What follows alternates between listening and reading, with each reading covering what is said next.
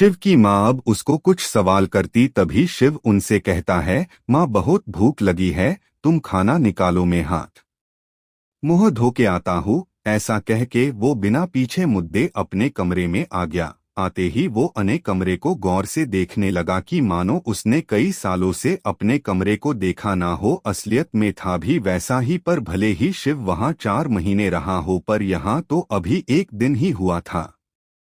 अब शिव अपने कपड़े निकाल बाथरूम में चला जाता है। थोड़ी देर में वो कपड़े बदल के बाहर हॉल में आके डाइनिंग टेबल पे बैठ जाता है। जब उसकी माँ उसे देखती है तो वो तुरंत खाना लेके आ जाती है। आज उन्होंने शिव की सब मनपसंद चीजें बनाई थी। शिव अपना मनपसंद खाना देख तुरंत खाने लगा। खाते खाते जब वो अपनी माँ को देखता है तो उसकी माँ उसे ही देख रही थी और कुछ चिंता में लग रही थी। शिव तुरंत समझ जाता है कि पापा के साथ जो हुआ है, अब उसके बाद मेरा ऐसे अचानक यहाँ से निकलना, माँ अब अकेली हो जाएगी। अब वो अपनी माँ को समझाते हुए कहता है, माँ अगर मेरा वहाँ जाना जरूरी ना होता तो मैं ना जाता, पर मुझे वहाँ जाने से आगे मुझे कई सारी अपॉर्चुनिटी मिलेगी और मेरा फ्यूचर बहुत अच्छा होगा। और सिर्फ 6 महीने की तो बात है, उसके बाद तो मैं वापस आ जाऊंगा। अब तुम सोचना छोड़ो और खाना खा लो। अब शिव की बात सुन उसकी माँ हंसती है और खाना शुरू करती है। अब खाना खत्म करने के बाद शिव और उसकी माँ दोनों आज होले में बैठते हैं और साथ में टीवी देखने लगते हैं और साथ ही काफी सारी बातें भी वो करते हैं। फिर जब काफी रात होती है तब उसकी माँ शिव से सोने जाने को कहते हैं। शिव भी काफी थक चुका था तो वो भी खड़ा होके अपने रूम में जाने लगता है। वो अपने दरवाजे के पास जाके पीछे देखता है तो उसकी माँ अभी टीवी देख रही थी, तो वो अपनी माँ से आज उसके साथ ही सोने को कहता है। तो उसकी माँ भी कहती है कि मैं भी यही सोच रही थी। अब माँ और बेरा दोनों साथ ही शिव के रूम में जाके एक एक्स्ट्रा लालग लगा के दोनों अपने अपने पलक पर सो जाते हैं। शिव को तो काफी नींद आ रही थी और वो काफी महीनों के बाद आज अपने कमरे में था तो वो तुरंत सो जाता है। पर उसकी माँ शिव को ही देखे जा रही थी और ऐसे ही देखते देखते वो भी सो जाती है। अब अगले दिन सुबह शिव उठ के नहा धो के बाहर होले में जाता है तो वहां उसकी माँ उसके लिए नाश्ता लगा रही थी। शिव अपनी माँ से पूछता है, आज आप जॉब पे नहीं गई? इस पे उसको माँ कहती है, आज मैंने छुट्टी ले ली है तो आज पूरा दिन मैं घर पे ही हूँ। फिर वो कहती है, चलो अब नाश्ता कर लो और बताओ दोपहर को खाने में कीज बनाऊं? इस पे शिव कहता है, छोले भटूरे बना दो। इस पे उसकी माँ भी ठीक है कहती है और अब वे दोनों नाश्ता करने बैठ जाते हैं। अब नाश्ता करने के बाद उसकी माँ अपने कमरे में जाके रेडी होके वापस आती है। शिव अभी अपनी चिप में अर्थ 21 के बारे में देख रहा था जब उसकी माँ शिव को ऐसे हवा में देखता देख वो कहती है, क्या हुआ शिव, तुम ऐसे छटकी और क्यों देख रहे हो? जब शिव अपनी माँ की आवाज सुनता है तब उसे पता चलता है कि उसकी माँ आ चुकी है, तो वो तुरंत अपनी चिप बांध करता है और अपनी माँ को और देखते हुए कहता है, कुछ नहीं माँ, वो एक छिपकली थी तो बस उसे ही देख रहा था। इस बात पे शिव की माँ उससे कुछ नहीं कहती, पर शिव अपनी माँ को ऐसे रेडी होके उसके सामने दरखती है तो वो पूछता है, आप कहीं जा रही है? इस पे उसकी माँ कहती है, मैं नहीं, हम तुम्हें दिल्ली जाने हैं और तुमने अपनी जरूरियत का सामान तो लिया नहीं, तो चलो हम जाके ले आते हैं। अपनी माँ की बात सुन शिव कहता है, माँ उसकी कोई जरूरत नहीं, प्रिंसिपल सर ने हमसे कहा था कि हम वहाँ सब मिलेगा, तो आप उसकी चिंता मत करो।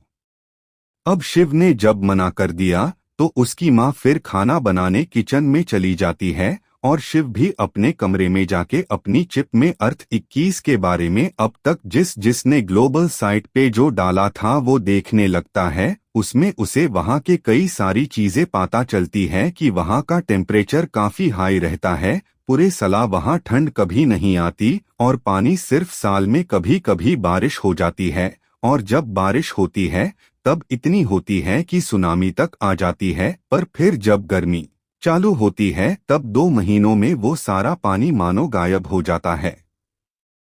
अब शिव ये सारी डिटेल देख हैरान हो गया। फिर वो थोड़ी छिनरा में आ गया कि अभी उसके पापा वहाँ किस हाल में होंगे। अब दोपहर हो चुकी थी और खाना भी बन चुका था। शिव की माँ शिव को खाना खाने के लिए बुलाती है।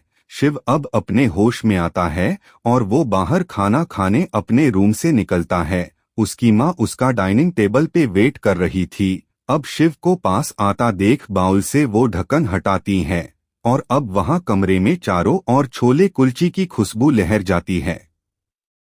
शिव को जब ये खुशबू आती है तो उसके मुंह में पानी आ जाता है और वो अभी सब भूल एक चीते बच्चे की तरह खाने पे टूट पड़ता है। ये देख उसकी माँ बहुत खुश होती है। खाना खाने के बाद शिव अपनी माँ से कहता है कि आज मैंने इतना खाया है कि अब 2 दिन तक अगर मुझे खाना नहीं मिला तो भी मुझे भूख नहीं लगेगी, और ऐसा कह के वो हंसने लगता है। अब ऐसे ही बात करते करते शाम हो जाती है और शिव के जाने का समय हो जाता है। अब उनके घर के बाहर एक घड़ी आ जाती है।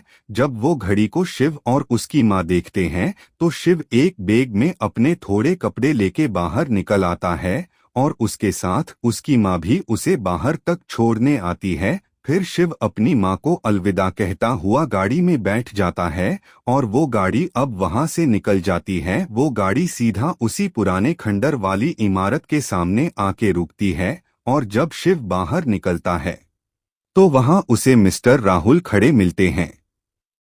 अब शिव मिस्टर राहुल के पास जाता है। मिस्टर राहुल शिव को देख उससे कहते हैं कि मैंने तुम्हें अर्थ 21 की सारी डिटेल तुम्हारे चिप में भेज दी है, तुम्हें वो तुमने देखी?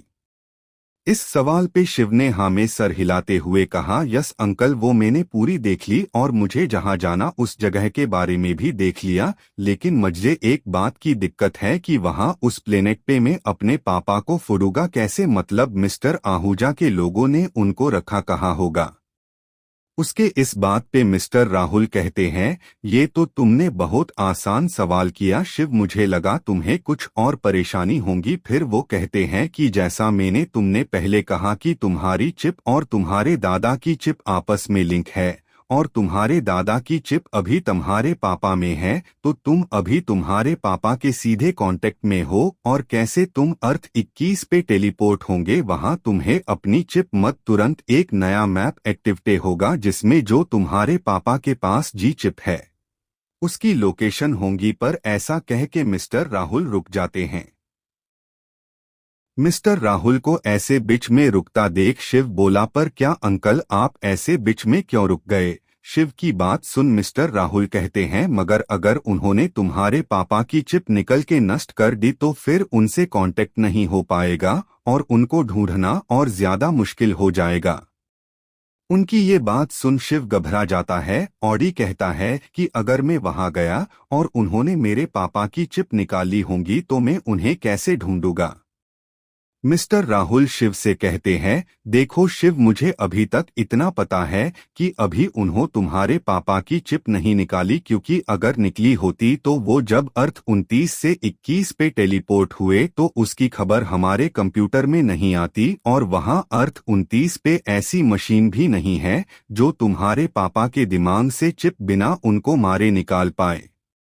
मुझे लगता है उनको तुम्हारे पापा से उनको इस चिप के बारे में जानना है, इसलिए वो सबसे पहले तुम्हारे पापा के दिमाग से वो चिप निकालेंगे जिससे वो भाग ना पाए और हम उनको ढूंढ ना पाए। मैंने अभी तक वहां हमारे लोगों को भेज दिया है। तुम्हारे पापा को ढूंढने पर वे लोग ठीक से पता नहीं लगा पा रहे और उनमें से 2 की मौत भी हो चुकी है और शायद ये भी कारण हो सकता है कि वो तुम्हारे पापा की चिप निकाल रहे हो ताकि हम ढूंढ ना पाए। मिस्टर राहुल की बात पे शिव कहता है, मगर इसके लिए वो उन्हें अर्थ 21 पे क्यों ले गए? वो तहां अर्थ पे भी आ सकते थे। इस पे मिस्टर राहुल कहते हैं, अगर वो यहाँ उनको लेके आते तो हम उन्हें आसानी से पकड़ लेते और छुड़ा लेते, और बाकी के प्लेनेट पे ऐसी टेक्नोलॉजी नहीं है, सिर्फ अर्थ 21 पे ही है और वो भी यहाँ से ले जानी होंगी उन्हें, क्योंकि अर्थ 21 पे हमारा सिर्फ एक छोटा बसे हैं जबकि वो पूरा प्लेनेट पर वो ही लोग हैं मिस्टर आहूजा के। अभी शायद वो मशीन यहाँ से वहाँ ले जा रहे होंगे ताकि तुम्हारे पापा की चिप निकाल पाए, इसलिए तुम्हें अब जल्दी वहाँ जाके तुम्हारे पापा की चिप निकाल जाए, उससे पहले ढूंढना होगा और वापस लाना होगा, इसलिए अब सारी जिम्मेदारी तुम पर है। इस पे शिव कहता है, फिक्र मत करो अंकल, मैं पापा को जरूर लेके आऊंगा और उस दौरादों को खत्म भी करूंगा मैं। शिव की बात सुन मिस्टर राहुल उससे कहते हैं, मगर याद रखना शिव, कभी भी उनको ये शक मत होने देना कि तुम्हारे पास जो चिप है वो वही है जो उन्हें चाहिए, और अगर कभी ऐसा हुआ तो भले ही तुम्हारे पापा को वो कितना भी तड़पाए पर तुम उन्हें ये चिप कभी मत देना। मिस्टर राहुल की बात सुन शिव कहता है, मगर ये चिप के लिए वे लोग इतना कुछ क्यों कर रहे हैं, इसमें सिर्फ सभी मार्शल आर्ट और हथियार ही तो है। अब इस पे मिस्टर राहुल कहते, नहीं शिव, इस गलत फहमी में मत रहो कि इसमें सिर्फ इतना ही है। तो शिव थोड़ा कंफ्यूज एक्सप्रेशन के उनसे कहता है, मगर आपने ही तो मुझे कहा था और चिप में भी इतना ही है। मिस्टर राहुल कहते हैं, अभी तुम्हें इस चिप की असली पावर नहीं पाता, और वो लोग इसलिए इस चिप के पीछे नहीं हैं क्योंकि इसमें सभी प्लेनेट के हथियार और मार्शल आर्ट है, वो तो वो खुद भी ले सकते थे, ऐसे उन्हें तुम्हें खोजने की क्या जरूरत है। इस पे शिव कहता है, आप सही कह रहे हो, मैं भी यही सोच रहा था कब से। इस पे मिस्टर रॉय कहते हैं, इसमें एक ऐसी चीज है जो पूरे ब्रह्मांड में नहीं है। अब शिव से रहा नहीं जाता और कहता, ऐसी कौन सी चीज है जो पूरे ब्रह्मांड में दूसरी नहीं है। शिव के सवाल पे मिस्टर राहुल कुछ नहीं कहते और कहते हैं, वो तुम्हें सही समय आने पे पता चल जाएगा, तुम अभी उसके बारे में मत सोचो और मैंने जो कहा उस पे ध्यान दो। अब शिव उनसे आगे कुछ नहीं पूछता और जल्दी अर्थ 21 पे जाने के लिए उस खंडर जैसी बिल्डिंग में जाने लगता है, क्योंकि अगर उसने देर कर दी तो वहां उसे अपने पापा को ट्रैक करने में काम वक्त मिलेगा। अब वे दोनों अंदर गए पर जैसे शिव अंदर देखता है तो उसके पांव वही रुक जाते हैं और वो मिस्टर राहुल को भी वही रहने का इशारा करता है। मिस्टर राहुल शिव का इशारा समझ वही रुक जाते हैं और शिव की और सवाल भारी नजरों से देखने लगते हैं। शिव उन लोगों इरेमे टेलीपोर्टर के पास इशारा करता है। जब मिस्टर राहुल उस टेलीपोर्टेशन की ओर देखते हैं तो उसे वहां एक आदमी और दो लड़कियां दिखती है। वो शिव को धीरे से पूछते हैं, क्या हुआ, वो भी तुम्हारी तरह अर्थ 21 पे टेलीपोर्ट होने आई है। अब इस पे शिव कहता है, मुझे पता, इन फोनों को मैं जानता हूँ, ये भी मेरे साथ ही आना चाहती है, इसलिए इनको मैंने हमारा वहाँ जो बसे हैं साउथ में वहाँ में जा रहा हूँ ऐसा कह दिया, जबकि आपको तो पता है मैं जा रहा हूँ नॉर्थ में।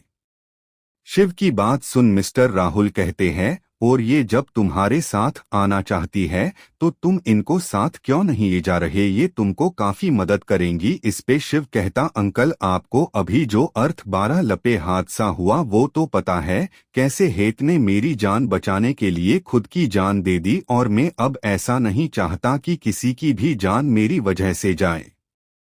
शिव की बात सुन मिस्टर राहुल उससे कहता है, तुम बिल्कुल अपने दादा और पापा पे गए हो, वे भी तुम्हारी जैसे ही अपने से ज्यादा दूसरों की फिक्र करते थे।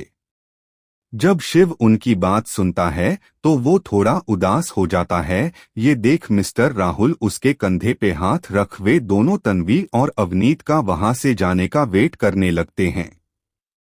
अब थोड़ी देर में वो लोग देखते हैं कि अवनीत और तन्वी टेलीपोर्टेशन मशीन में बैठ चुकी थी और वो आदमी वहां कंप्यूटर में कुछ कर रहा था, और अब वहां वो मशीन शरारत होती है और अवनीत और तन्वी वहां से गायब हो जाते हैं।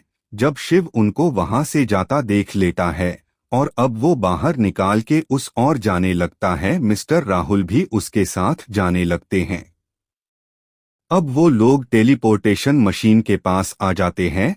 तब शिव देखता है कि वो जिसने तन्वी और अवनीत को भेजा वो थोड़ा परेशानी में है। ये शिव मिस्टर राहुल को एक बार उससे अवनीत और तन्वी के बारे में पूछने को कहते हैं।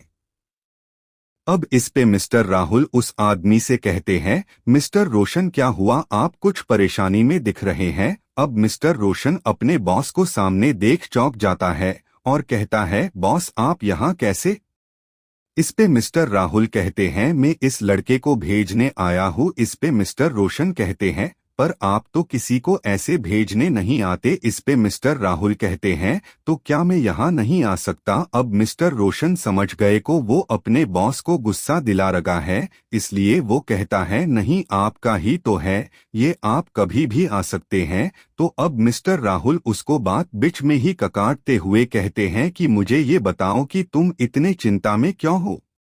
अब मिस्टर रोशन कहते हैं मैंने उन लड़कियों को ट्रांसफर तो किया था वेस्ट में, लेकिन मशीन में पता नहीं क्या हुआ और वो अभी अर्थ 21 के मिडल में ट्रांसफर हो गई है। वैसे तो ये कोई बड़ी बात नहीं, उन दोनों को मैंने एक एक बटन दिया है जिससे वो चाहे तो यहाँ वापस आ सकती है। बस मैं ये चिंता में हूँ कि मशीन में खराबी कहाँ है।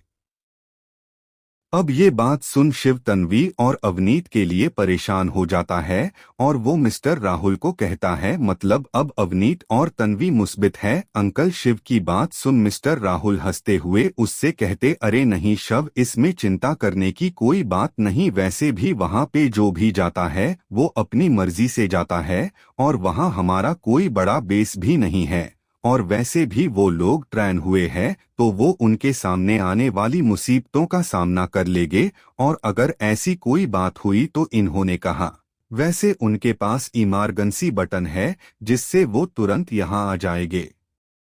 शिव को मिस्टर राहुल की बात सही लगी, फिर उसने कहा पर अब मैं कैसे जाऊंगा। इस पे अब मिस्टर राहुल भी सोच में चले गए और उन्होंने कहा अब जब तक ये प्रॉब्लम फिक्स नहीं होती तब तक तुम नहीं जा सकते। इससे शिव ने कहा पर मेरा वहां जाना जल्द से जल्द जरूरी है, आपको पता तो है। इस पे मिस्टर राहुल चाहते हैं मुझे पता है, पर तुम अभी की हालत देख रहे हो ना। अब वहां मिस्टर रोशन जो इनको बातें सुन रहे थे वो बोले बॉस शायद कोई छोटी मोटी बटन दबने में गलती हो गई होंगी जिससे वे लड़कियां वहां टेलीपोर्ट होगी, लेकिन अब मैं ध्यान से करूंगा। जब ऐसी बात मिस्टर राहुल सुनते हैं तो वो गुस्से भारी नजरों से रोशन की ओर देखते हैं जिससे रोशन घबरा जाता है। पर शिव बात संभालते हुए कहता है कि ठीक है तो मुझे अब जाना है। इस पे मिस्टर राहुल कहते हैं पर एक बार हमें ये चेक कर लेने। इस पे शिव कहता है इसमें कितना टाइम लगेगा। इस पे मिस्टर राहुल थोड़ा उदास होते हुए कहते हैं वो 1 महीना। और ये वक्त सुनते ही शिव अपनी आंखें बड़ी करते कहता है क्या इतना ज्यादा समय। अब वो कहता है नहीं अंकल रहने दो, मुझे अभी ही जाने दो। अगर मैं वहां गलती से कहीं और ट्रांसफर हो भी गया तो मैं अपने विंग के मदद से नॉर्थ में वहां आसानी से पहुंच जाऊंगा। अब शिव की ये बात सुन मिस्टर राहुल शिव से कुछ नहीं कहते पर उसे भी वो इमरजेंसी बटन दे देते हैं। फिर वो मिस्टर रोशगान को मशीन स्टार्ट करने को कहते हैं। शिव अब मिस्टर राहिल को अलविदा कह के मशीन के अंदर चला जाता है और थोड़ी देर में मशीन स्टार्ट हो जाती है और अब शिव के सामने फिर से सफेद रोशनी आ जाती है। जब वो सफेद रोशनी शिव के सामने से हटती है तो वो देखता है वो किसी बहुत पुराने गांव जैसे इलाके में खड़ा था। वो अब एक बार अपनी लोकेशन देखने के लिए मैप ओपन करता है तो उसे अपनी लोकेशन ईस्ट के कॉर्नर में दिखाती है। शिव ये देख हैरान हो जाता है कि वो भी गलत जगह टेलीपोर्ट हो गया। अभी शिव सोच ही रहा था कि उसे वहां किसी के कदमों की आवाज आती है तो वो अब तुरंत वहां नजदीक की झाड़ी में जाके छुप जाता है और कौन है वो देखने लगता है। जब शिव वहां उन लोगों को देखता है तो वो खुश हो जाता है क्योंकि वो भी उसकी ही तरह इंसान थे। अब शिव बाहर आके उनके सामने जाता है। वो लोग पहले ऐसे किसी को अपने सामने आता देख अपने हथियार निकाल लेते हैं, पर जब वो किसी इंसान को देखते तो वो और भी ज्यादा गुस्से में आ जाते हैं और अपने हाथ के हथियार और जोर से पकड़ लेते हैं। शिव जब ये देखता है तो हैरान हो जाता है। वो लोग शिव से उसके बारे में पूछते हैं तो वो उन लोगों को कहता है कि मैं कोई दुश्मन नहीं, मैं अभी अभी अर्थ पे से यहाँ आया हूँ, मुझे नॉर्थ में जाना था और गलती से मैं यहाँ ट्रांसफर हो गया। अब शिव की बात सुन कि वो अभी अभी ट्रांसफर हुआ है, उन्होंने होने हथियार को थोड़ा ढीला किया, पर तभी उन सब में से एक लड़का कहता है, रुको पहले हम देख ले को ये सच बोल रहा है या झूठ। ऐसा कह के वो शिव के पास आके उसको अर्थ 21 के फोल्डर में स्कैन करता है तो उसका वहां पे आने का टाइम 6 मिनट पहले का दिखा रहा था। अब वो सबको अपने अपने हथियार नीचे करने को कहता है और शिव की ओर हंसकर अपना हाथ आगे बढ़ाता है। शिव अभी जो हुआ वो देख थोड़ा हैरान हो जाता है, फिर भी वो अपना हाथ उससे मिलाता है। सामने वाला लड़का शिव के एक्सप्रेशन से समझ जाता है कि शिव किस उलझन में है। वो शिव को कहता है कि दोस्त, तुम अभी अभी यहाँ आए हो इसलिए तुम्हें पता नहीं, परंतु यहाँ हम सबको जेन से नहीं बल्कि इंसानों से ही खतरा है। ये सुन शिव चौंक जाता है और पूछता है, क्या कहा? अब वो लड़का कहता है, दरअसल बात ये है कि यहाँ पे 2 ऑर्गेनाइजेशन के लोग हैं, उनमें से हम जिस ऑर्गेनाइजेशन से आते हैं उसका कैंप सिर्फ साउथ साइड है और वो भी छोटा सा, बाकी इस पूरे अर्थ 21 पे किसी और ऑर्गेनाइजेशन का शासन है। अब शिव को सब समझ आ जाता है और वो समझ जाता है कि ये दूसरी किस ऑर्गेनाइजेशन की बात कर रहे हैं, पर फिर भी वो अनजान बनने का नाटक करते हुए आगे पूछता है, किस ऑर्गेनाइजेशन का? इस पे वो लड़का कहता है, उस ऑर्गेनाइजेशन का नाम ट्रोया है। इस पे शिव कहता है, और इस ऑर्गेनाइजेशन को कौन चलाता है? इस पे वो लड़का कहता है, वो तो नहीं पता, पर यहाँ ईस्ट में जोरा करके एक बंदा है, वो पूरे ईस्ट को कंट्रोल करता है। उसका असली नाम मालिक पठान है, पर उसकी दहशत इतनी है कि लोग उसे जोरा कह के बुलाते हैं। शिव आगे कहते हैं, पर तुमने पता कैसे किया कि मैं हमारी फ्लिस्ट ऑर्गेनाइजेशन से हूँ ना कि उनकी? ट्रोया से। इस पे कहता है, हमारी चिप में एक फोल्डर है अर्थ 21 का, उसमें तुम सामने वाले आदमी को स्कैन करके वो कब यहाँ आया वो दिखा देता है, और सिर्फ ये हमारी चिप को ही स्कैन कर पाता है। मतलब मैंने तुम्हें स्कैन किया तो तुम्हारा स्कैन होते ही वहां तुम्हारा नाम दिखा, मतलब तुम ट्रोया से नहीं हो। इस पे शिव भी अपना सर हिलाता है। अब शिव उस लड़के से उसका नाम पूछता है तो वो लड़का कहता है, मेरा नाम आदित्य है। इस पे शिव कहता है, और मेरा नाम शिव है, क्या तुम मुझे यहाँ से नॉर्थ तक जाने का रास्ता बता सकते हो? जब आदित्य शिव से नॉर्थ के बारे में पूछता है तो वो चौंक जाता है और वो कहता है, तुम नॉर्थ में क्यों जाना है? वहाँ ज्यादा खतरा है। हमने सुना है वहाँ ट्रोया की मैं जगह वहाँ है।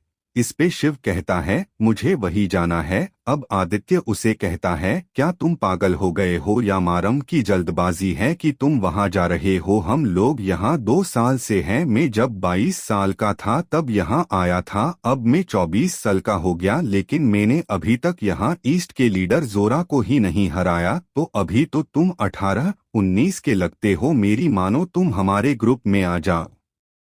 इस पे शिव मना करते हुए कहता है, नहीं, आप मुझे बस नॉर्थ का रास्ता दिखा दीजिए, मुझे वही जाना है। अब वो लड़का भी थोड़ा इरिटेट होते कहता है, ठीक है, मगर मैंने रास्ता दिखा दिया फिर भी तुम जा नहीं पाओगे यहाँ से। जब तक तुम यहाँ जोरा को हरते नहीं हो तब तक उसका आतंक यहाँ रहेगा और तुम्हें यहाँ की सरहद के बाहर वो जाने नहीं देंगे, और किसी तरह तुम निकाल भी गए तो रास्ता भी बहुत लंबा है, तो चल के जाओगे तो प्यास से तुम अपनी जान दे दोगे, क्योंकि इस जगह हमारी कैप्सूल कोई असर नहीं करती, हमारी बॉडी पे तो हमें पानी के भरोसे ही रहना पड़ता है।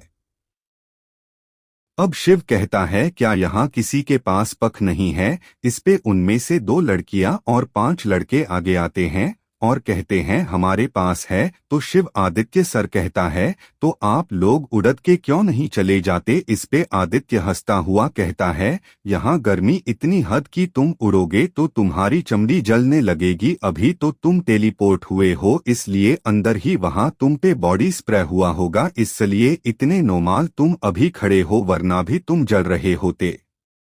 अब शिव उनकी सारी बात समझ जाता है और कहता है, मतलब मुझे यहाँ से जाना है तो जोरा को मारना होगा यही ना? तो मुझे ये बताओ कि वो जोरा कहाँ मिलेगा? अब शिव की ऐसी बात सुन वहां सबको लगा, क्या ये पागल हद की जोरा से ऐसे लड़ने जा रहा है? इसको पता भी है कि वो कितना खतरनाक आदमी है, उसकी चिप की पावर के सामने हम सब भी कुछ नहीं, तो ये अभी नया नया आया लड़का क्या कर लेगा। अब आदित्य शिव को कुछ कहता तभी उनकी ग्रुप में से एक शिव के उम्र की लाडजी बाहर आई और कहा, देखो शिव, अभी रात होने वाली है, तुम जोरा से काल लड़ लेना, अभी तुम हमारे साथ चलो। जब शिव उस लड़की की ओर देखता है तो उसे पृथ्वी पे जोरिया थी उसकी याद आ जाती है। शिव ने जो अब किसी भी लड़की के पीछे नहीं भागने का सोचा था।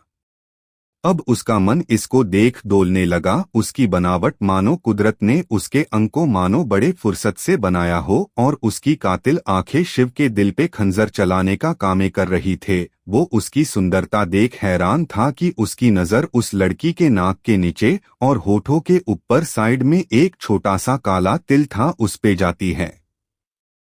वो उसकी सुंदरता में चार चांद लगा रहा था, मानो कुदरत ने ये तिल उसकी सुंदरता से उसे किसी की नजर ना लगे इसीलिए दिया हो। और उसकी आवाज सुन शिव मंत्रमुग्ध हो जाता और उसको सिर्फ ठीक ही इतना ही कह पाता है।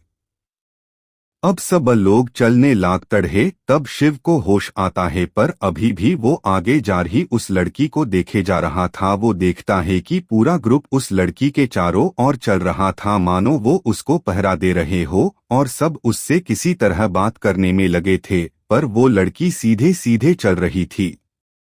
अब वहाँ शिव होश में आता है और मन में कहता है, शिव ये क्या कर रहा है, तू भूल मत, तू क्यों आया है यहाँ। फिर वो अपनी नजरें आगे चल रहे आदित्य पे करता है और सोचता है लगता है यही इस ग्रुप का लीडर होगा। फिर वो आदित्य से और बातें करने उसकी और आगे चलने लगता है।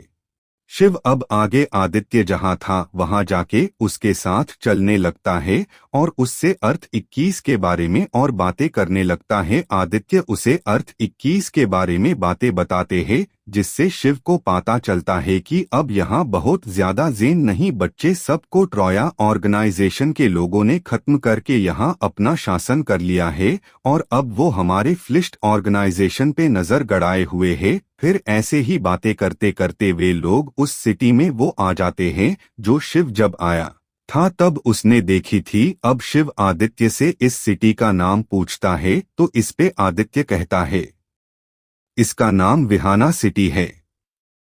अब वे लोग सिटी के एक कॉर्नर में आगे जाने लगते, वहां उन्हें एक छोटा घर दिखता है। वे लोग वहां जाते हैं। शिव वहां जाके देखता है कि अभी यहाँ जितने लोग हैं इसके मुताबिक ये घर ज्यादा ही छोटा है, तो ये लोग रहते कैसे होंगे। अभी वो कुछ सोच रहा था कि आदित्य उस घर को धक्का देके अंदर जाता है। शिव को अब ये भी ख्याल आया कि यहाँ तो लॉक भी नहीं था, कोई अंदर आके चोरी कर लेता। तो अभी वो ऐसा सोच के अंदर जाता है, तभी वो देखता है कि उस घर में कोई खास चीज नहीं थी, सिर्फ एक पानी का मटका रखा था और बाथरूम था, दूसरा कुछ नहीं था और कमरा खत्म हो जाता था।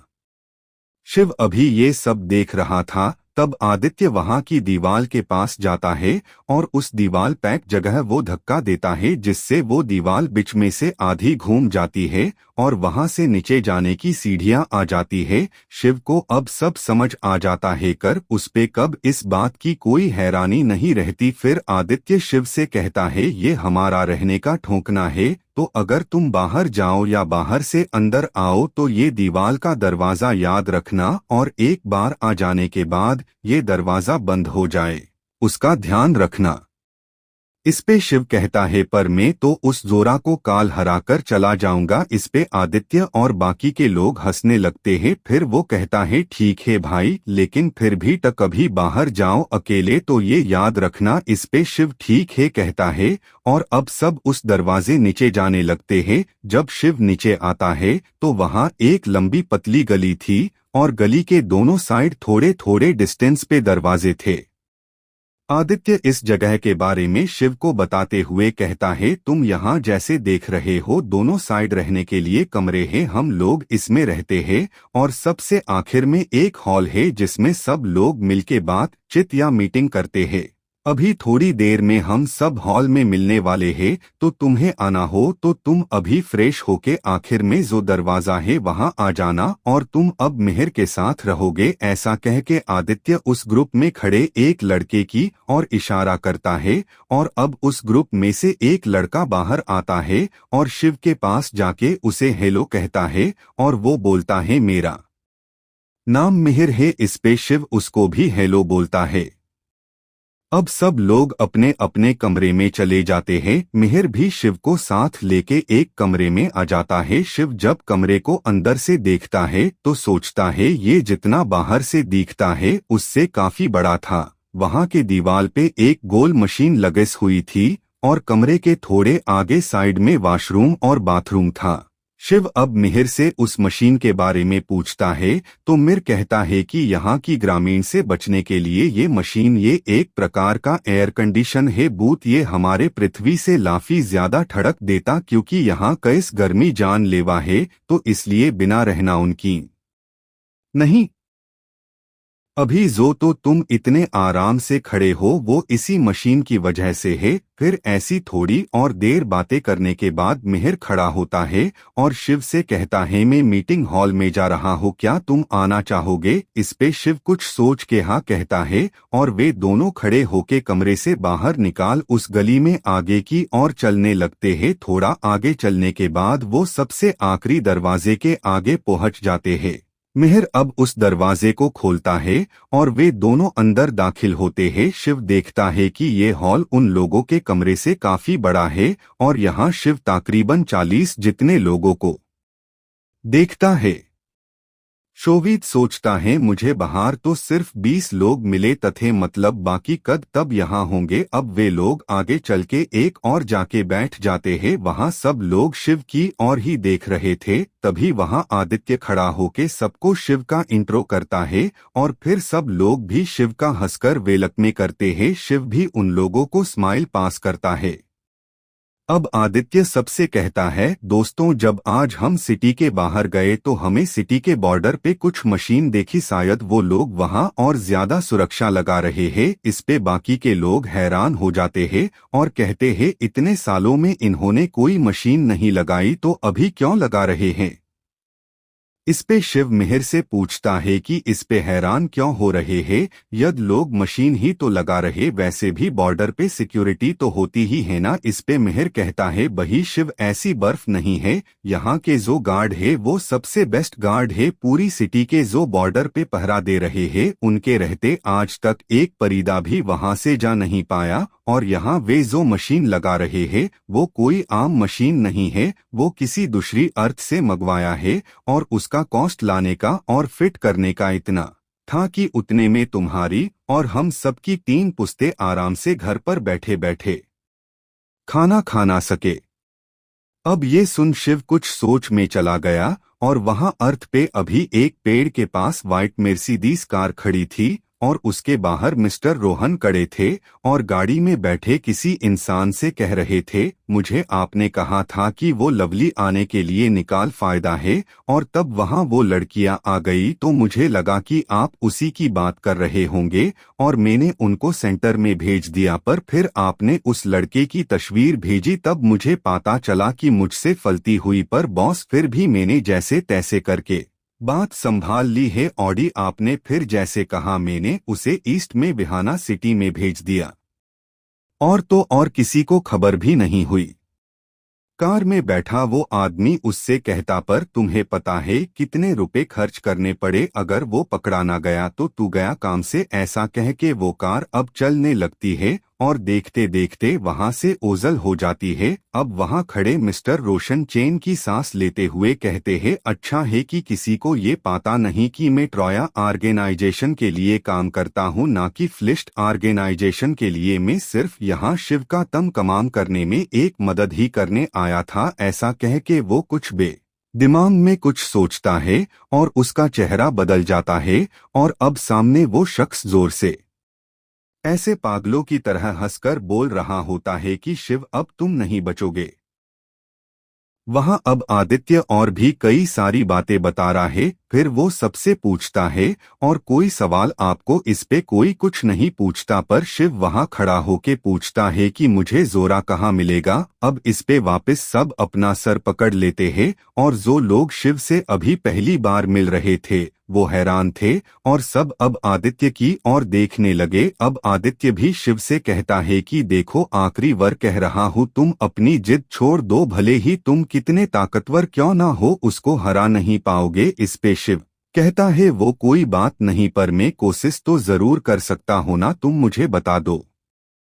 अब आदित्य बिना उसे जा कुछ कहे कि सिटी के नॉर्थ में जो सबसे ज्यादा सिक्योरिटी वाली जगह है समझ लो वही तुम्हें जोरा मिलेगा। इस पे शिव शुक्रिया कहता है और उठ के उस हॉल से बाहर निकाल अपने कमरे की ओर चला जाता है। और अब उस हॉल में कानाफूसी होनी चालू हो जाती है कि क्या ये जोरा को मारने अकेले जाने वाला है। कुछ ऐसा बोल रहे थे कि क्या ये पागल हो गया है। ऐसे सब अलग अलग अपनी राय दे रहे थे। उधर शिव अपने कमरे में आके अपनी चिप में यहाँ का मैप देख रहा था और आदित्य ने जैसे कहा वो नॉर्थ की साइड देखने लगा। तब उसे वहाँ एक बहुत बड़ी बिल्डिंग दिखती है जिसके आशीर्वाद पास और कोई बिल्डिंग नहीं थी। शिव समझ जाता है कि पक्का यही जोरा का अड्डा है। अभी वो सोच देख ही रहा था कि उसके कमरे का दरवाजा नॉक होता है। जब शिव आवाज सुनता है तो वो तुरंत उठकर दरवाजा खोलता है तो वो देखता है कि मिहिर वापस आ चुका है। अब वो वापस से जाके अपनी जगह बैठ जाता है और मिहिर भी बिना कुछ बोले उसके सामने की साइड बैठ जाता है। शिव अब अपनी चिप में नए ऐड हुए फंक्शन देखने लगता है। अब उसे पता चलता है कि इसमें मत जैसे जैसे प्रोग्रेस करूँगा वैसे वैसे फंक्शन ऐड होते जाएंगे। अब वो सोचने लगा कि पाता नहीं अभी और कितने राज है इस चिप के जो मुझे नहीं पाता। तभी शिव देखता है कि मिहिर कब से उसे ही गुरेज जा रहा था तो वो मिहिर से पूछता है क्या हुआ, तुम्हें कुछ कहना है। इस पे मिहिर कहता है नहीं, वो मैं तुम्हारे लिए चिंता कर रहा हूँ। देखो दोस्त, मुझे फालतू मत समझो, पर मैं तुम्हें पाता नहीं, जोरा बहुत ताकतवर है। उसके ताकत एक पागल सांड के जैसी है, इसलिए लोग उसे जोरा कहते हैं। उसकी बात सुन शिव कहता है ठीक है, तो अब काल उस पागल सांड पे मैं रस्सी लगा दूंगा जिससे वो किसी को मारे नहीं। और फिर शिव हंसने लगता है और फिर वो खड़ा होके बाहर जाने लगता है। मिहिर शिव को बाहर जाता देख उससे पूछता है तुम अभी कहाँ जा रहे हो। इस पे शिव कहता है कल क्या मुझे ऐसे ही मुंह उठा के लड़ने चले जाना है, एक बार उस जगह को देख तो लू। शिव की बात सुन मिहिर कहता है क्या तुम अकेला जा रहे हो। इस पे शिव कहता है हाँ क्या, और उससे पूछता है क्यों तुम्हें साथ आना है। इस पे मिहिर पहले तुरंत ना कहने के लिए एक बार सर हिलता है पर फिर वो कहता है ठीक है मैं चलता हूँ तुम्हारे साथ। जब शिव ये सुनता है तो उसे ख्वाहिश होती है कि मिहिर को नहीं जाना, फिर भी वो उसके लिए साथ आने को रेडी है। पर तभी उसे मिहिर के रिएक्शन से हेत की याद आ जाती है और वो अब फिर से मायूस हो जाता है। तभी मिहिर उसके सामने आटल के कहता है कि चलो जाना नहीं। इस पे अब शिव कहता है नहीं मैं मजाक कर रहा था, तुम यही रहो दोस्त, मैं अकेले जाके आता हूँ। इसो मिहिर कहता है अगर तुम अकेले गए और किसी मुसीबत में फंस गए तो। इस पे शिव कहता है अरे कुछ नहीं होगा। पर फिर भी जब मिहिर उसकी बात नहीं मानता तो शिव कहता है ठीक है एक काम करते हैं, तुम मुझे अपना चिप नाम दे दो, अगर मैं मुसीबत में हुआ तो मैं तुम्हें कॉल कर लूंगा, ठीक है। अब उसकी ये बात सुन मिहिर मन जाता है और वो उसको अपनी आईडी दे देता है। अब शिव उसे अलविदा कह के बाहर निकलता है और वापस सीढ़ी से ऊपर जाने लगता है। अब वो उस दीवार के सामने आके उसे धक्का देता है तो वो वापस आधी लहुल जाती है और वो बाहर निकाल उसे वापस पहले जैसा कर लेता है और फिर वो बाहर निकलिए जाता है। अब वो उस घर से बाहर निकल के नॉर्थ की और चलने लगता है। जब शिव चलते हुए थोड़े आगे जाता है तो उससे वहाँ काफी रोशनी दिखती है। जब शिव वहाँ देखता है तो वहाँ उसे उसके जैसे ही इंसान दिखते हैं। वो अब उस रोशनी की ओर जाने लगता है। जब वो वहाँ जाता है तो वो देखता है वहाँ तो पूरा एक बाजार लगा हुआ था और यहाँ लोग हथियार और मार्शल आर्ट के प्रोग्राम खरीद रहे थे। उसके बदले वो हथियार या पैसे दे रहे थे। शिव भी अब वहां सब देखने लगा। देखते देखते उसे एक आर्ट बहुत अच्छी लगी जिसका नाम स्लाइस दो डेथ था। वो जब उस मार्शल आर्ट के बारे में पढ़ता है तो वो हैरान हो जाता है। उसमें लिखा था कि अगर इस आर्ट को कोई मास्टर कर ले तो वो बिना चिप की मदद और किसी टेक्नोलॉजी के मदद वो हवा से तेज भाग पाएगा और किसी भी स्ट्रांग से स्ट्रांग अपोनेंट को पालक झपकते ही उसका गला उसके धड़ से अलग हो जाएगा। शिव है आर्ट देख बहुत खुश हो जाता है और उसे तुरंत खरीदने का तय करता है। पर तभी उसको नीचे लिखी एक लाइन दिखती है जिसमें लिखा था, इस आर्ट में 2 9 टाइगर स्वॉर्ड चाहिए, इसके बिना ये मार्शल आर्ट नहीं हो पाएगा। अब शिव अपनी चिप को ओपन करके उसमें 9 टाइगर स्वॉर्ड ढूंढने लगता है तो उसे वहां एक मिल जाती है। पर उसे तो 2 चाहिए थी और उसके पास तो कोई पैसे थे नहीं और उसके पास सिर्फ अब उसके हथियार ही थे जो बेच के वो ले सकता था। वो अब एक बार अपने मार्शल आर्ट में स्लाइस दो डेथ आर्ट ढूंढता है पर उसे वो कहीं नहीं मिलता। तो अब उसके पास हथियार बेचने के अलावा कोई ऑप्शन नहीं था। अब वो अपने आप को मनाता हुआ उस दुकान के पास जाने लगता है जहां वो मार्शल आर्ट था, लेकिन वो रास्ते में किसी से टकरा जाता है और जब वो पीछे मुड़ता है तो वो चौंक जाता है और बोलता, तुम यहाँ। शिव जब सामने देखता है तो उसके सामने वही लड़की खड़ी थी जो आज जब वो इस अर्थ पे आया तो आदित्य के ग्रुप में उसका ध्यान खींच रही थी। पर फिर शिव ने अपने आप को संभाल लिया था। शिव को उसका नाम पता नहीं था, इसलिए वो अब उससे पहले उसका नाम पूछता। उस पे वो लड़की अपना नाम चांदनी बताती है। शिव उसका नाम सुन के पहले वो सोचता है इसकी खूबसूरती के मुताबिक यही नाम इस पे अच्छा लगता है। पर फिर वो तुरंत होश में आके उससे कहता, तुम यहाँ क्या कर रही हो। इस सवाल पे चांदनी सामने शिव से ही सवाल करते कहती है, ये सवाल मैं भी तो तुमसे कर सकती हूँ। अब शिव समझ जाता है कि ये लड़की चालक भी है। अब शिव कहता है, मैं बस यहाँ घूमने निकला था और तुम। इस पे वो भी कहती है, मैं भी बस यही घूमने निकली थी। फिर वो आगे कहती है, मैंने सुना कल तुम जोरा से लड़ाई करने वाले हो। इस पे शिव कुछ नहीं कहता और सिर्फ अपना सर हाँ में हिलाता है। साथ ही शिव को लगता है कि अब ये भी सब की तरह उसे समझाने लगेगी कि वहाँ मत जाओ, पर यहाँ उससे उल्टा वो कहती है, चलो अच्छा है, मुझे लगा था कि अब यहाँ एक और लड़के को रहने देना पड़ेगा, पर तुम तो खुद मरने जा रहे हो तो ठीक है। फिर ऐसा कह के वो वहाँ से आगे चली जाती है। शिव उसकी बात सुन पहले तो हैरान होता है पर फिर वो भी इस बात को नजरअंदाज करके उस दुकान के आगे जाता है और वहां जाके वो स्लाइस दो डेथ के आर्ट को मांगता है। इस पे वो दुकानदार शिव को पहले तो देखते रहता है। जब शिव देखता है कि वो आदमी उसे घुरे जा रहा है तो वो पूछता है कि क्या बात है। इस पे वो आदमी कहता है, आप जो आर्ट मांग रहे हो वो यहाँ 6 सालों से ऐसे का ऐसा ही है, कोई इसे लेता नहीं क्योंकि कोई इसका इस्तेमाल करना जानता ही नहीं, और अगर एक समय इसका इस्तेमाल तुम्हें आ भी जाएगा तो भी इस पे महारत हासिल करने के लिए तुम्हें 2 9 टाइगर स्वॉर्ड चाहिए होंगी और इस पूरे विहान सिटी में केवल एक ही वो स्वॉर्ड है, इसलिए कोई इसको खरीदता ही नहीं और इसकी कीमत भी काफी ज्यादा है।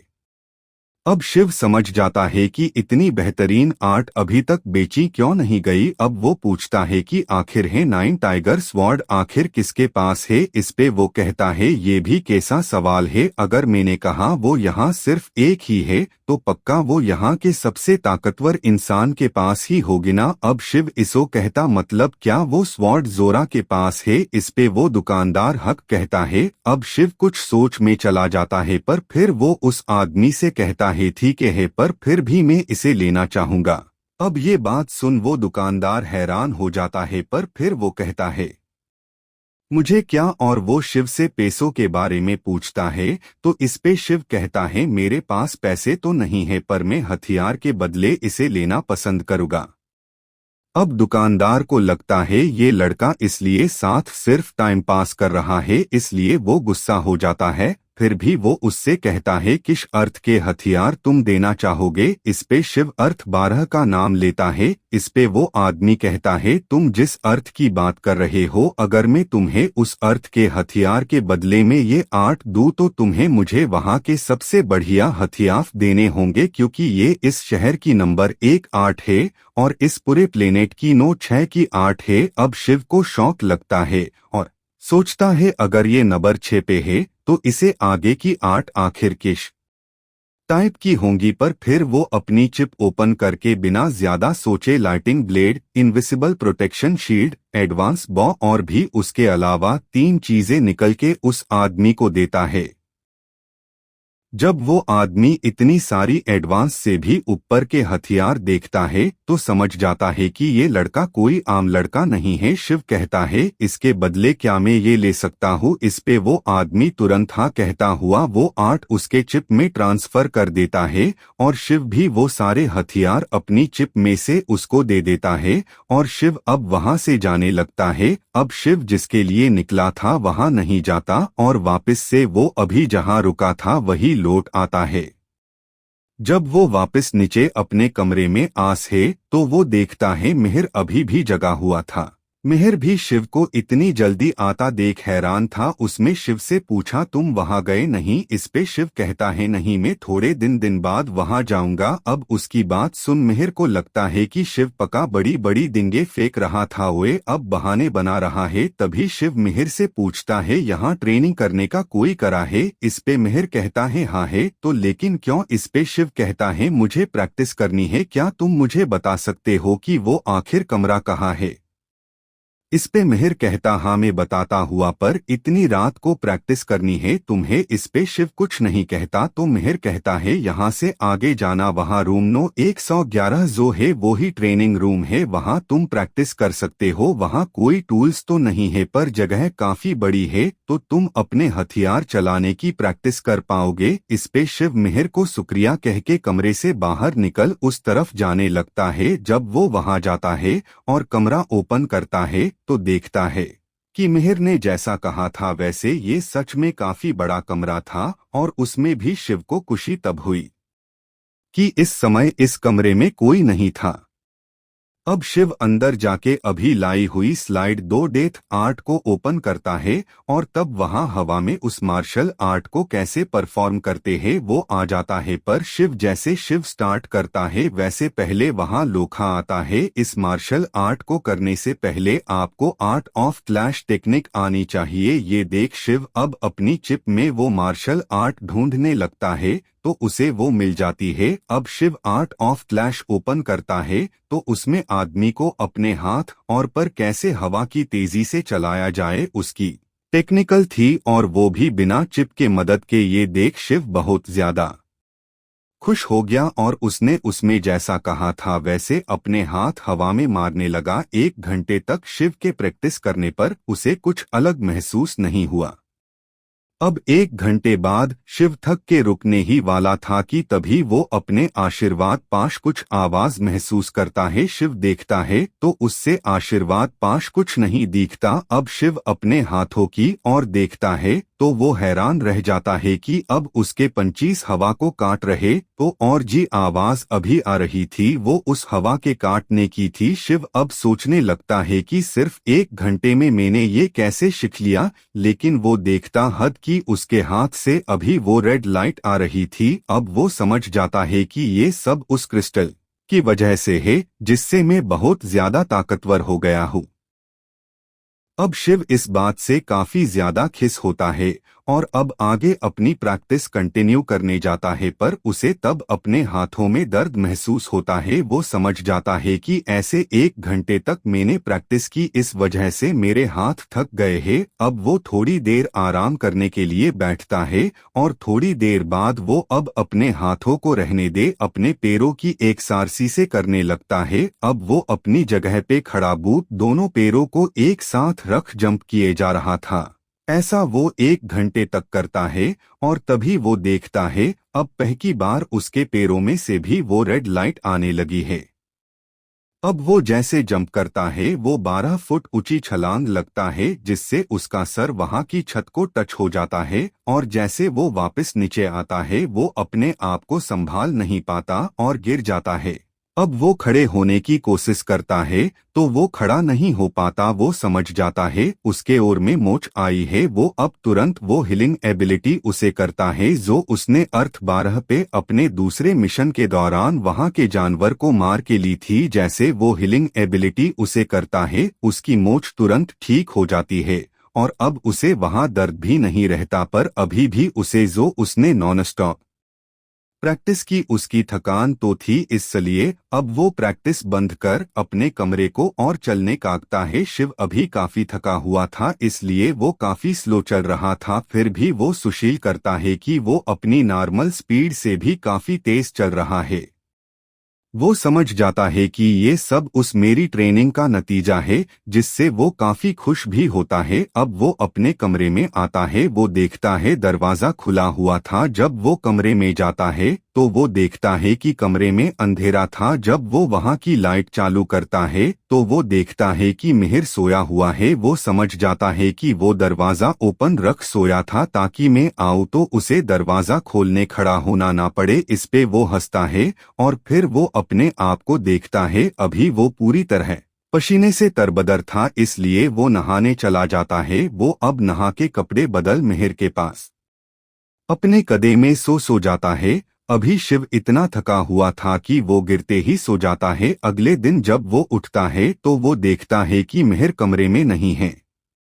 अब वो उठ के फ्रेश होके मिहिर का वेट करने लगता है। थोड़ी देर बाद जब मिहिर आता है तो वो खुश परेशान दिख रहा था। इस पे शिव कहता है कल तुम कुछ परेशान लग राजे हो, कुछ बात है? इस पे मिहिर कहता है वो अभी हम प्रैक्टिस कर राजे थे तो हमारी नजर जब वहां की छत पे गई तो वहां हमें एक छोटा गड्ढा मिला, वो तुमसे हुआ है। अब शिव समझ जाता है कि क्या बात है। शिव अभी झूठ भी नहीं बोल सकता था क्योंकि मयंक को पता था कि काल रात वो ही ट्रेनिंग हॉल में था। पर वो मयंक को ऐसा भी नहीं बता सकता था कि वो उसके जंप मारने से हुआ। इस बात पे वो यको नहीं करेगा। उससे लिए वो कांचता है। वो मैं कल प्रैक्टिस कर रहा था तो हथियार गलती से मेरे हाथ से छूट कर हवा में चला गया, शायद उससे वो गड़ा हो गया होगा। इस पे मिहिर कहता है ऐसा ती कौन सा हथियार था जो मेंटल की दीवार से ताकर के उसमें छेद कर दिया। अब शिव के होश उड़ जाते हैं। कल रात उसने छत देखी नहीं थी। जब उससे इस बात का पता चलता है कि उसके सिर्फ छत को धरे से लगने से छत में गड्ढा हो गया तो अब वो हैरान हो जाता है। फिर अब वो मिहिर से क्या कहे उसके बारे में सोचने लगता है। तभी वो कहता है देखो मैं सच कहूँ तो कल मैं निशाना लगाने की प्रैक्टिस कर रहा था तो मुझसे गलती से मैंने वहां ब्लास्टेड एरो चला दिया जिससे वहां गड्ढा हो गया। इसलिए मिहिर कहता है मुझे लगा ही था कि आउच ऐसा होगा। अब वो शिव से कहता है दकह वहां मैंने सबको समझा लिया है तो अब आगे से ऐसी गलती मत करना। अगर वो दीवार टूट जाती तो ऊपर से सब नीचे का लोग देख सकते। इस पे शिवहा में सर हिलता है। अब मिहिर कहता है तुम रुको मैं फ्रेश होके आता हूँ फिर हम नाश्ता करने जाते हैं। इस पे शिव ठीक है कहता है और वो एक जगह बैठ के आर्ट ऑफ क्लैश को खोल के पढ़ने लगा। थोड़ी देर में मोहिर फ्रेश होके आ जाता है और अब वे दोनों नाश्ता करने एक कमरे में जाते हैं। जब वे वहां जाते हैं तो वहां पहले से काफी लोग थे और वे लोग नाश्ता कर रहे थे। अब शिव और मिहिर भी उनको ज्वाइन करते हैं। अब खाना खाने के बाद वे लोग वापस कमरे में आ जाते हैं और अब शिव एक जगह बैठ के मेडिटेशन करने लगता है। ऐसे वो 2 घंटे तक वाका बैठा रहता है। तभी उसे अचानक अपने सर में भारी दर्द होता है। उसे ऐसा महसूस हो रहा था कि उसके सर पे किसी भारी चीज रखी है और अब वो तुरंत अपनी आंखें खोलता है तो वो देखता है कि वी तो अभी अपने रूम में है। वो समझ जाता है पक्का अभी जो उसको महसूस हुआ वो उसके पापा के साथ हो रहा होगा। उससे गुस्सा और दुख दोनों होता है। अब वो वहां उठ वापस ट्रेनिंग हॉल में जाने लगता है। आज वो वहां जाके उसके किक की प्रैक्टिस करने लगता है। अब थोड़ी देर में वहां ट्रेनिंग हॉल का दरवाजा खुलने की आवाज आती है। जो सुन शिव अपनी ट्रेनिंग रोक पीछे मुड़ता है तो वो देखता है ट्रेनिंग हॉल में आदित्य आया था। आदित्य शिव को वहां देख उसके पास आता है और पूछता, ओह तुम हो यहाँ, वैसे कब से कर रहे हो ट्रेनिंग? इस पे शिव कहता है, थोड़ी देर पहले ही यहाँ आया। तो आदित्य कहता, चलो मेरे साथ एक प्रैक्टिस मैच खेलो। इस पे शिव मना करता है। तभी उस कमरे में 4 लड़के और आते हैं और वे इनकी बातें सुनने लगते हैं। आदित्य शिव से कह रहा था कि कल तो तुम कह रहे थे कि तुम आज जोरा से फाइट करोगे, पर तुम तो यही हो और तुम मुझसे लड़ नहीं पाए, तो जोरा से कैसे लड़ोगे?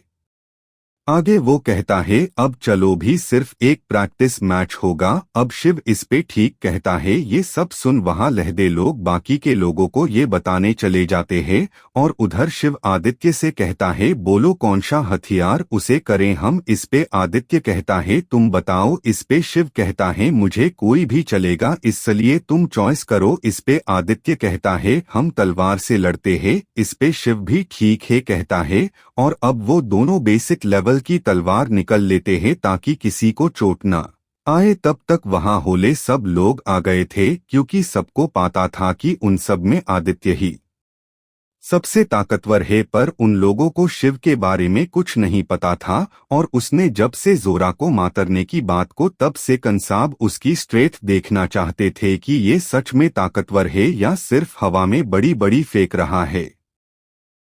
अब दोनों अपनी पानी पोजीशन ले लेते हैं और आदित्य शिव से कहता है, अगर मैं हावी हो जाऊं तुम पे तो कह देना, मैं वही लड़ाई रोक दूंगा। इस पे शिव सिर्फ स्माइल देता है। अब वहां खड़े सब लोग आदित्य को चीयर करने लगते हैं और तभी एक लड़का 3, 2, 1 गो और मैच स्टार्ट हो जाती। सगी वही अपनी जगह खड़ा रहता है। ये देख आदित्य उसकी ओर दौड़ने लगता है। अब जैसे आदित्य शिव के पास आके उस पे वार करता है, तभी अचानक शिव अपने पैरों को मूव करके वहां से गुम जाता है और आदित्य का वार खाली जाता है और वो लड़खड़ा के नीचे गिर जाता है। ये देख वहां सब हैरान रह जाते हैं और कुछ अपनी हंसी नहीं रोक पाते। अब आदित्य को गुस्सा आता है शिव पे। वो तुरंत खड़ा होता है और वापस से शिव पे हमला करने जाता है, पर शिव इस बार भी अपनी फुर्ती दिखा के बच जाता है और अब ऐसा 3-4 मिनट तक चलता रहता है। अब वहां खड़े सब लोग शिव की फुर्ती देख हैरान रह जाते हैं और अब आदित्य भी ऐसे हव में वर करके थकने लगा था। ये देख अब जैसे आदित्य उस पे वर करने आगे आता है, वो थोड़ा टर्न होके अपने पैरों को उसके पर के बिच लाके वो उसे नीचे गिरा देता है और उसके गले के पास अपनी तलवार रख देता है। ये देख वहां खड़े सभी लोग चुप हो जाते। पूरे हॉल में शांति की लहर दौड़ जाती है। कोई ये मन ही नहीं रहा था कि आदित्य ऐसे इतनी बुरी तरह से हारेगा। अब सब समझ जाते हैं कि ये लड़का कोई आम लड़का नहीं है, पक्का ये कोई बहुत बड़ा ट्रेन फाइटर लगता है। उधर शिव अब आफिटी को हाथ देके उठाता है। आदित्य शर्म के मारे शिव की ओर देख भी नहीं पा रहा था, क्योंकि आज पहली बार किसी ने उसके ग्रुप में से उसे हराया था। वो उसकी ओर देखे बिना उसका हाथ पकड़ खड़ा होता है। अब उसे लगा कि शिव उसका मजाक उड़ाएगा, परंतु शिव उल्टे उससे कहता, अच्छा लड़े तुम, वैसे तुम्हें नीचे गिरने से चोट तो नहीं आई? ये सुन आदित्य और बाकी सब चौंक जाते हैं कि शिव ने आदित्य का मजाक नहीं बनाया और उसकी फिक्र भी कर रहा है। अब शिव के सवाल पे आदित्य कहता है, नहीं मैं ठीक हूँ। इस पे शिव कहता है, अच्छा तो मैं चलता हूँ। और वो ऐसा कह के उस रूम से बाहर निकल जाता है और अपनर कमरे की ओर जाने लगता है। उधर वहां अब शिव की तारीफ कर रहे थे, यहाँ तक कि आदित्य भी अब उन सबसे कहता है, अगर हम लोग शिव को हमारे साथ रहने के लिए मना ले तो हम जोरा के लोगों का मुकाबला कर पाएंगे और अगर मुमकिन हुआ तो हम जोरा का भी सामना कर लेंगे। आगे वो कहता है, मैं एक काम करता हूँ, अभी शिव के पास जाके उससे बात करता हूँ। और ऐसा कह के वो पीछे मुड़ शिव के कमरे की ओर जाने लगता है। तभी पीछे से एक लड़की की सुरीली आवाज आती है, आदित्य रुको, क्या हमें उस लड़के पे सच में यकीन करना चाहिए? अब सब लोग उस लड़की की ओर देखते हैं तो वे पाते हैं कि वो कोई और नहीं, चांदनी थी। चांदनी की बात सुन आदित्य कहता है, मुझे पता चांदनी तुम ऐसा क्योंकि कह रही हो, पर मैंने देखा है आदित्य वैसा लड़का नहीं है जैसा वो था और मैंने उसकी चिप को भी स्कैन किया है, वो हमारे ऑर्गेनाइजेशन का ही है। अब इस पे चांदनी कहती है ठीक है, पर मैं तुम्हारे साथ आऊंगी उसके साथ बात करने और साथ ही में उसे नजर रखूंगी। अब तुम इसो ये मत कहना कि तुम्हें एतराज है। इसो उसकी बात सुन आदित्य नामे सर हिला के कहता है अच्छा ठीक है, मुझे कोई ऐतराज नहीं होगा। तो अब सगले फिर ऐसा कह के वे दोनों शिव के कमरे की ओर जाने लगते हैं और बाकी के लोग वहां उन्हें देखते रहते हैं। क्या लगता है दोस्तों, क्या आदित्य शिव को अपनी टीम में ले पाएगा और क्या शिव आदित्य की टीम ज्वाइन करेगा? और ऐसी क्या बात है कि चांदनी आदित्य को टीम में लेने से मना कर रही है? आदित्य चांदनी किस किस लड़के के बारे में बात कर रहा था और आखिर शिव ने आज जोरा पे हमला क्यों नहीं किया और वो जोरा के पास से 9 टाइगर स्वॉर्ड कैसे लेगा? आगे कहानी में क्या होता है वो जानने के लिए सुनते रहिए मेरे साथ रोमांच और एडवेंचर से भरी कहानी और जुड़े रहे हमारे साथ। अगर कहानी पसंद आ रही है तो वीडियो को लाइक करें और चैनल को सब्सक्राइब करें और बेल आइकन को दबाना मत भूलें, जिससे इससे आगे की कहानी की नोटिफिकेशन आपके पास पहुंच जाए।